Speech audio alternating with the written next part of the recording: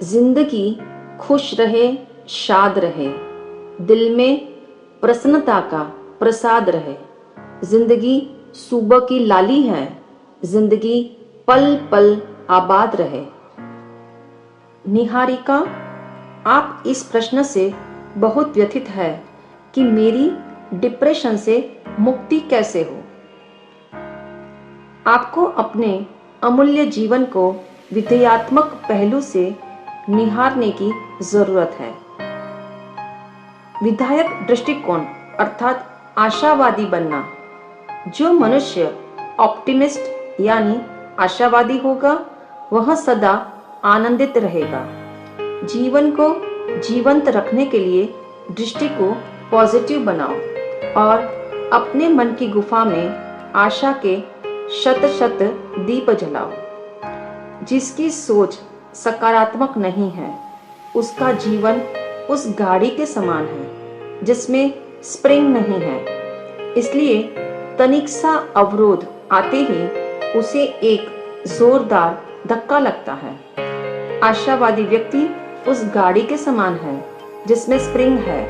यदि ऐसी गाड़ी उबड़ खाबड़ मार्ग से भी गुजरे तो उसके झटके भी मन को आह्लादित ही करते हैं। कुदरत का एक सामान्य नियम है, जो जैसा विचार करता है उसके पास वैसी ही वस्तुएं स्वतः चली आती हैं। कहते हैं दरिद्र के पास दरिद्रता, धनी के पास धन, ज्ञानी के पास ज्ञान स्वयं आकर्षित होकर आता है।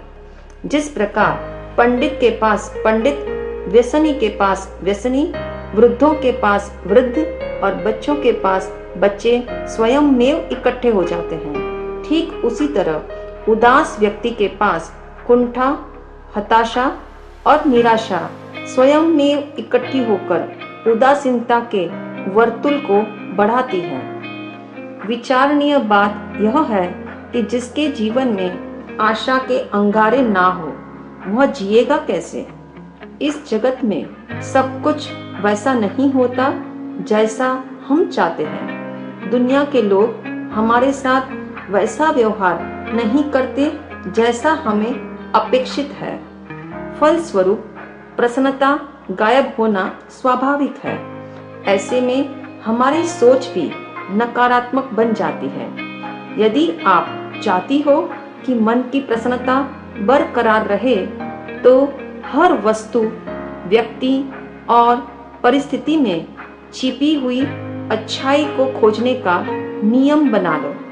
हर घटना का उज्जवल पक्ष उजागर करना सीखो। निहारिका, यह सच है कि आशा जीवन में सुख का संचार करती है। यदि किसी भी कारण से आपका मन खिन्न हो गया है तो प्रसन्नता प्राप्त करने के लिए अवसर ढूंढते रहना चाहिए। ऐसे लोगों का सानिध्य खोजना चाहिए जिनके चेहरे हरदम खिले रहते हो। ऐसे चित्रों को घर की दीवारों पर लगाना चाहिए जो मन को आनंद और उत्साह से भर देते हो। उन पुस्तकों का पठन प्रतिदिन करना चाहिए जिसे पढ़कर स्फूर्ति और जोश प्रकट होता हो और जीवन में प्रफुल्लित होने की प्रेरणा मिलती हो। स्मरण रहे, यह जगत एक कैमरा है जहां आपका प्रतिक्षण फोटो लिया जा रहा है। जब कोई अपना फोटो खिंचवाता है तब फोटोग्राफर कैमरे को सुव्यवस्थित करके कहता है स्माइल प्लीज, क्योंकि मुहर्रमी सूरत का फोटो ठीक नहीं आएगा। यदि आपकी रोनी सूरत का फोटो किसी ने ले भी लिया और वह आपके सामने रख दिया तो क्या आप उसे देखना पसंद करोगी? आपका उत्तर निश्चित रूप से ना में होगा। जिनका मन प्रसन्न रहता है उनकी आंखें सतेज, बुद्धि सजग एवं इंद्रियां प्रफुल्लित रहती है। यही कारण है कि कैसी भी विषमता क्यों न हो वे कभी घबराते नहीं। इससे विपरीत जो उदास चित्त वाले हैं वे हताश और निराश होकर जीते हैं। उनके श्वास की गति संतुलित न रहने से उनका शरीर भी अस्वस्थ रहता है।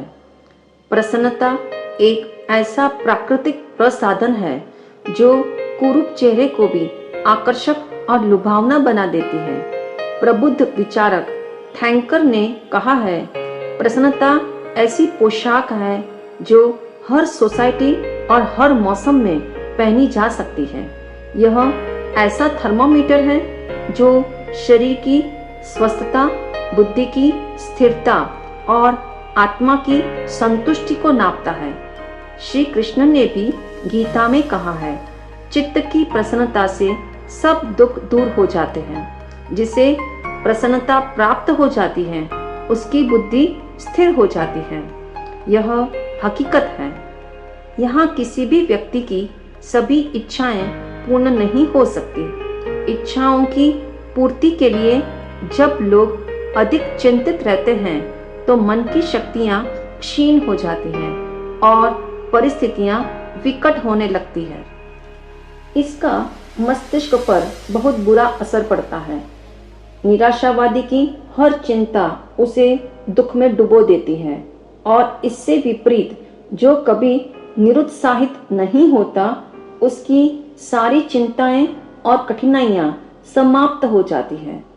एक व्यापारी ऐसा है जो तनिक सी प्रतिकूलता आते ही मुंह लटका लेता है और जो भी उसे सांत्वना देने आता है उसके सामने अपना दुखड़ा रोने बैठ जाता है।